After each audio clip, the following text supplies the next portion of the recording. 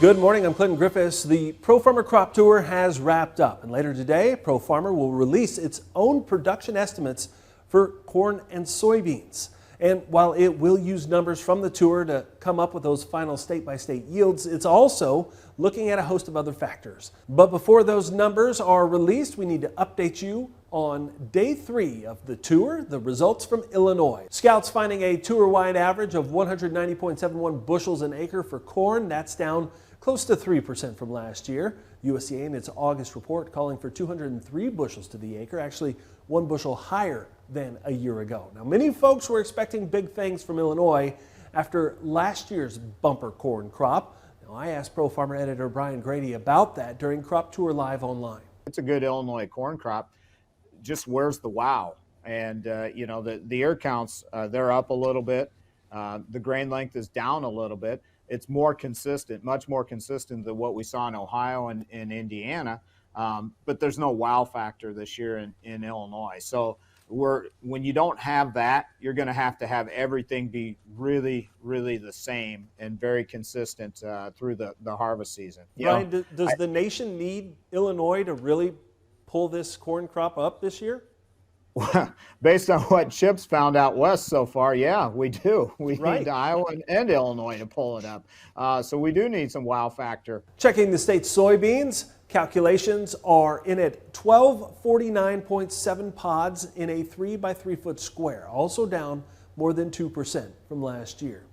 But what scouts are finding on Crop Tour appears to be moving markets right now, with corn futures climbing to 2-month highs earlier this week on supply concerns. Now, analysts specifically pointing to the latest feedback about western Iowa and Illinois. I do believe this year that the crop tour has had an impact on the corn market in particular, and that's something that I don't ever really recall seeing. The corn market typically doesn't rally during crop tour week, and if it does, it doesn't rally very much. I've just never seen a correlation between the tour and action in the market to any real significant degree, but I think we're seeing it this year.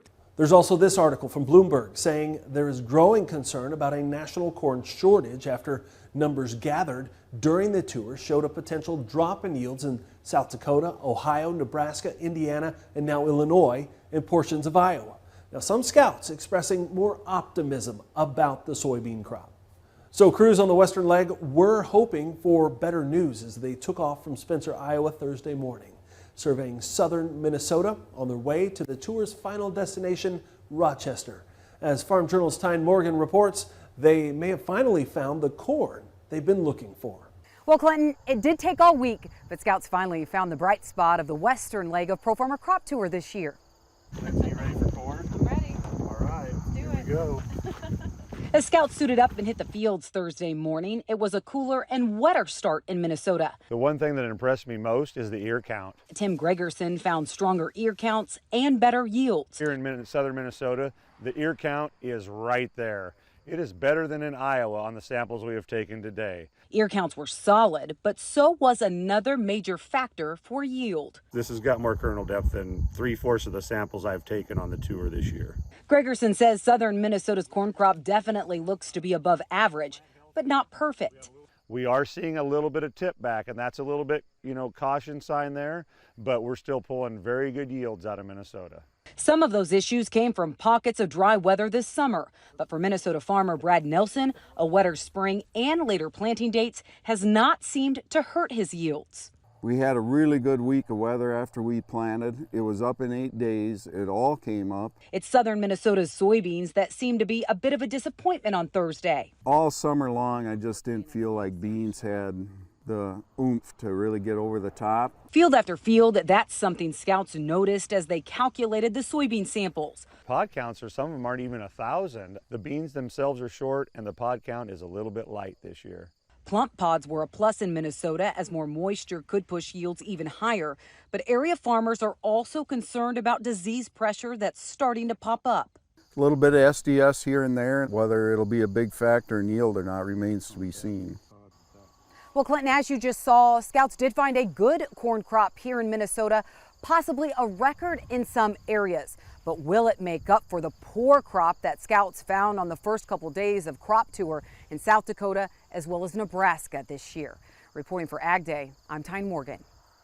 All right, thanks, Ty. Now the eastern leg of the tour, also hoping to see better crops as scouts traveled through eastern Iowa on their way to Minnesota as well. Ag Day's Michelle Rook reports scouts were a bit more optimistic. Here in eastern Iowa, corn yields have the potential to exceed last year and maybe even soybeans with the late season rain. The question is, can the East make up for the West? You know, this looks like typically what it would in a good year for this area. Pro Farmer editor Brian Grady was finding much better corn in eastern Iowa fields than the rest of the tour, with solid ear populations and grain length. What the noticeable thing is the corn is heavier than the samples, some of the samples we pulled further to the east. So more typical Iowa corn. We haven't seen as much tip back. He says the difference is more favorable weather. They had hot and dry, but they didn't have the extended periods of hot and dry, and as a result, it's showing in the samples that we pull. Farmers have also had less pest pressure than 21, including tar spot and corn rootworm.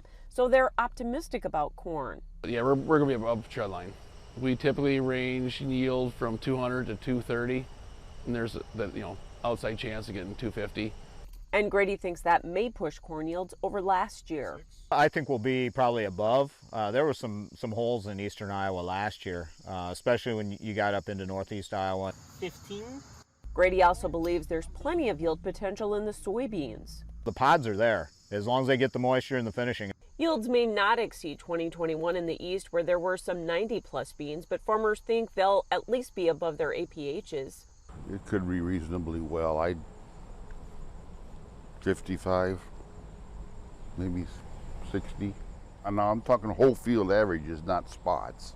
I would say that if we could catch a rain in here, we could fill out these, what I call the bonus bushels. I really think that we would have a yield that I think could resemble in that 75 range. The big question on both corn and beans is, can the East make up for the problems in western Iowa? Grady says corn is a real shot. It's too early to know on beans. In eastern Iowa, I'm Michelle Rook reporting for Ag Day. All right, thanks, Michelle. Again, Pro Farmer will be taking the information gathered during Crop Tour along with several other factors and come up with what it predicts will be this year's corn and soybean production numbers. And join us later today online at 2:30 Eastern, 1:30 Central when we release those numbers. To watch, make sure you follow us on Facebook and Twitter.